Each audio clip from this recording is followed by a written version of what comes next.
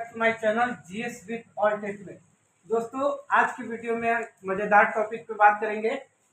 हमारे सरकारी स्कूलों में एग्जाम चल रहा है और उसमें एक पेपर है स्व शैक्षणिक गतिविधि यानी को करिकुलर एक्टिविटी। बहुत सारे दोस्तों ने को करिकुलर एक्टिविटी के बारे में मुझसे वीडियो बनाने के लिए कहा है, इसलिए आज हम इसी विषय पर बात करेंगे। को करिकुलर एक्टिविटी क्या होता है और इसका एग्जाम किस किस पॉइंट पे लिया जाता है, इसमें कौन कौन से सारे डोमेन्स है जिसको कवर किया जाता है एग्जाम में। तो आइए हम एक एक करके बात करेंगे। तो स्व शैक्षणिक गतिविधि में एग्जाम में बच्चों से कुल 12 पॉइंट पे चर्चा किया जाता है। 12 डोमेन को देखा जाता है और हर एक डोमेन का मार्क्स होता है और उसी हिसाब से बच्चों को मार्क्स दिया जाता है। तो आइए बात करते हैं। पहला पॉइंट है हमारा नियमितता, रेगुलरिटी। नियमितता बच्चे स्कूल में कितने प्रतिशत प्रेजेंट हुए हैं और उनका रेगुलरिटी कितना है, उस बेसिस पर बच्चों को मार्क्स दिया जाता है। बच्चे के अंदर देखा जाता है कि बच्चे कितने दिन क्लास आए हैं, बच्चे का स्कूल आने का प्रतिशत कितना है, वो कुछ ड्रॉप आउट में तो नहीं है, इसलिए इसका मार्क्स, अगर जो बच्चे ज़्यादा रेगुलर होंगे उसको अच्छे मार्क्स मिलेंगे और जो बच्चे कम आते हैं उनको मार्क्स कम मिलते हैं। दूसरा पॉइंट है, अगर जो बच्चा रेगुलर है और उसमें रेगुलर में भी उसके अंदर पंक्चुअलिटी कितनी है, सही समय पर स्कूल आता है कि नहीं, अगर वो पंक्चुअल है, सही समय पर स्कूल आता है तो उसको भी अच्छे मार्क्स मिलते हैं। जो बच्चे समय के पाबंद नहीं है, पंक्चुअल नहीं है, उनको कम मार्क्स मिलता है कंपेरिजन जो पंक्चुअल आते हैं। तीसरा पॉइंट है सहयोग की प्रवृत्ति। पहला पॉइंट हो गया, दूसरा पॉइंट क्या है, समयबद्धता, पंक्चुअलिटी।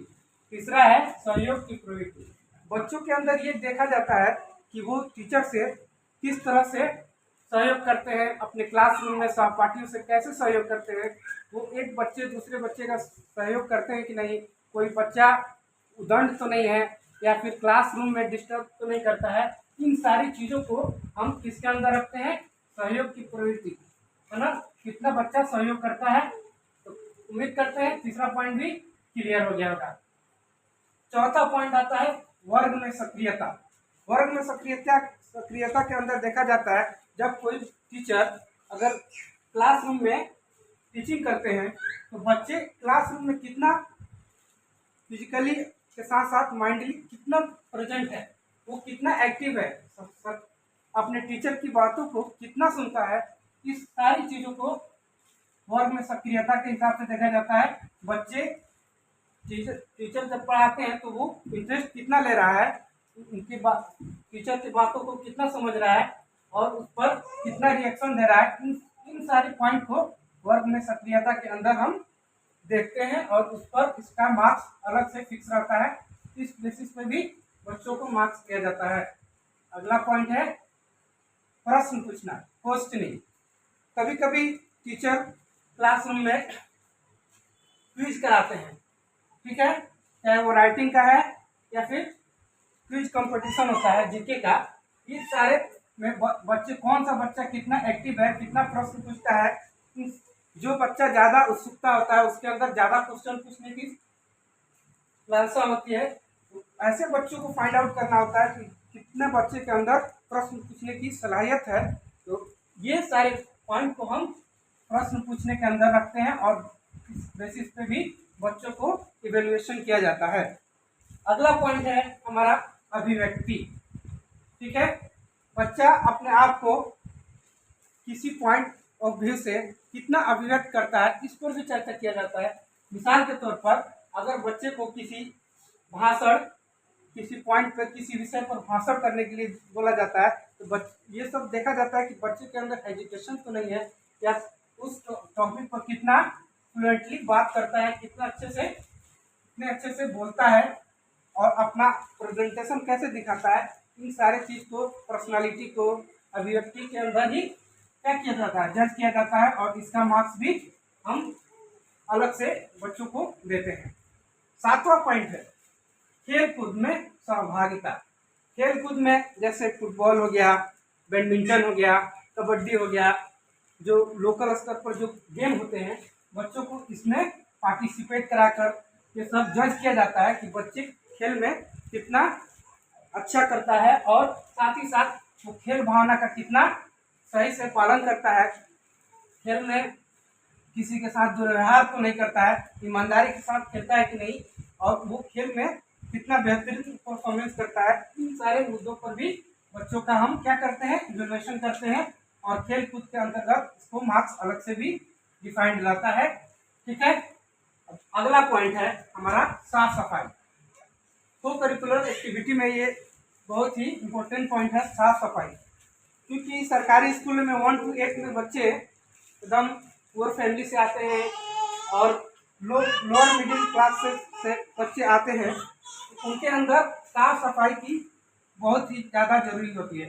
बहुत बच्चे ऐसे होते हैं जो नहा कर नहीं आते हैं, उनके नाखून बड़े होते हैं। इन सारी चीज़ों को क्या किया जाता है, बच्चों को ध्यान दिया जाता है और पहले से मुख्यमंत्री सुरक्षित शनिवार कार्यक्रम के तहत बच्चों को क्या किया जाता है, साफ सफाई के प्रति आगाह किया जाता है और इन सारी चीज़ों का भी एवेल्यूएशन इसमें किया जाता है। ठीक है, अगला है गीत और गान यानी म्यूजिक एंड सिंगिंग। बच्चे म्यूजिक एंड सिंगिंग में कितने अच्छे परफॉर्मेंस करते हैं। कुछ बच्चे होते हैं जो म्यूजिक में अच्छे होते हैं, कुछ बच्चे होते हैं खेल में अच्छे होते हैं। तो ऐसे बच्चे को हम लोग फाइंड आउट किया जाता है और कोई म्यूजिकल इंस्ट्रूमेंट या फिर सिंगिंग में उसको टेस्ट करके अगर वो अच्छा परफॉर्म किया जाता है बच्चों को कराया जाता है और जो बच्चे अच्छे करते हैं उनको फाइंड आउट करके उनको अलग से अच्छे मार्क्स दिए जाते हैं और फिर टीचर इसको फाइंड आउट करके उनके प्रतिभा को पहचानता है। ठीक है, इस कड़ी में हमारा 10वां पॉइंट है चित्र बनाना, ड्राइंग पेंटिंग। इसके अंतर्गत बच्चों को लोकल पेंटिंग जो जिस एरिया में जिस तरह की पेंटिंग फेमस होती है, जैसे मिसाल के तौर पर मधुबनी पेंटिंग या फिर किसी भी चीज़ का स्कल्पचर या मूर्ति वगैरह बच्चों को या किसी फेमस चीज़ का ड्राइंग बनाने को दिया जाता है और बच्चे के अंदर ये फाइंड आउट किया जाता है कि बच्चे के अंदर ड्राइंग या पेंटिंग करने की कितनी अच्छी सलाहियत है। उनके अंदर ये निखारने की कोशिश किया जाता है कि उसके अंदर कैसे ड्राइंग बनाते हैं, कैसे पिक्चर करते हैं, आर्ट एंड क्राफ्ट को इसमें जज किया जाता है और बच्चे को हम इस हिसाब से इसका एवेल्यूएशन करके उसको मार्क्स को देते हैं। अगला हमारा पॉइंट है नेतृत्व क्षमता यानी लीडरशिप। बच्चों के अंदर ये क्लास में ही एक मॉनिटर होता है, उस मॉनिटर का गुण है कि नहीं इसको देखने के लिए, या फिर बाल संसद होते हैं, मीना मंच होते हैं, मीना मंच और बाल संसद में अलग अलग लीडर होते हैं, वो अपने ग्रुप को किस तरह से मूव करते हैं, किस तरह से उनका लीड करते हैं। इन सारी चीज़ों को बच्चे के अंदर लीडरशिप को जांच करने के लिए हम इसका टेस्ट लेते हैं, इवैल्यूएशन करते हैं और इसके अंदर हम बच्चों को फाइंड आउट करके उसका मार्क्स देते हैं। जिन बच्चों के अंदर जितना अच्छा लीडरशिप रहेगा वो उसको उतना ही अच्छा मार्क्स मिलता है। इस कड़ी में हमारा लास्ट और सबसे इम्पोर्टेंट पॉइंट है जिसका नाम है सृजनात्मकता, कंस्ट्रक्टिविटी। ये हमारा बहुत ही इम्पोर्टेंट पॉइंट है और बच्चों के अंदर आजकल का जो एजुकेशन है चाइल्ड सेंटर्ड एजुकेशन, इसमें हम जो न्यू एजुकेशन पॉलिसी की बात करते हैं ये हमारा इसी बेस पर कंस्ट्रक्टिविटी के बेस पर ही बनाया गया है। बच्चों को अपने परिवेश से जोड़कर या उनके अंदर कबाड़ से जुगाड़ के तहत बच्चों के अंदर क्या करते हैं, उनके माइंड को डेवलप कराया जाता है, उस तरह से एजुकेशन दिया जाता है ताकि उनके अंदर सृजनात्मकता आए। इसके अंदर हम बच्चों से ये टास्क देते हैं कि आप कोई मॉडल बना के लाएं या घर का या फिर किसी मंदिर का या फिर किसी फेमस चीज़ का, और खासकर जो वेस्ट मटेरियल है उससे कुछ ऐसा चीज़ बनाए जो हमारे लिए क्या हो, उपयोगी हो। अनुपयोगी चीज़ से उपयोगी चीज़ बनाना सृजनात्मकता के अंदर आता है, कंस्ट्रक्टिविटी के अंदर आता है। ये सोच अगर हमारे बच्चों में डेवलप हो तो वो कल होके हमारे क्या बन सकते हैं, यही बच्चे जिनके अंदर कंस्ट्रक्टिविटी होता है वही नई खोज करते हैं, वही हमारे लिए क्या करते हैं, एक वैज्ञानिक पैदा होते हैं। इस तरह से इसको हम जज करते हैं और बच्चों को फाइंड आउट करते हुए उनको मार्क्स देते हैं। इस तरह से हमने टोटल 12 पॉइंट है, 12 पॉइंट पे हमने विस्तार से चर्चा किया है। क्योंकि वीडियो बहुत लंबा हो जाएगा इसलिए मैंने बहुत शॉर्ट में जल्दी जल्दी बताने की कोशिश किया है। और फिर अगली वीडियो में अगर मौका मिलेगा तो फिर अच्छे से डिटेल से बात करेंगे। तब तक के लिए उम्मीद करते हैं कि मेरा वीडियो पसंद आया होगा और इस चैनल से जरूर जुड़िए, ताकि टीचर से रिलेटेड सारे टॉपिक पर यहाँ पर डिस्कशन किया जाता है और हर एक चीज़ को अपडेट देने के लिए ये चैनल आपके लिए कारगर साबित होगा। हमारे चैनल से जुड़िए और लाइक बटन जरूर दबाइए, ताकि मुझे हौसला मिले और मैं अगली वीडियो लेकर आप तक पहुँच सकूँ। Thank you.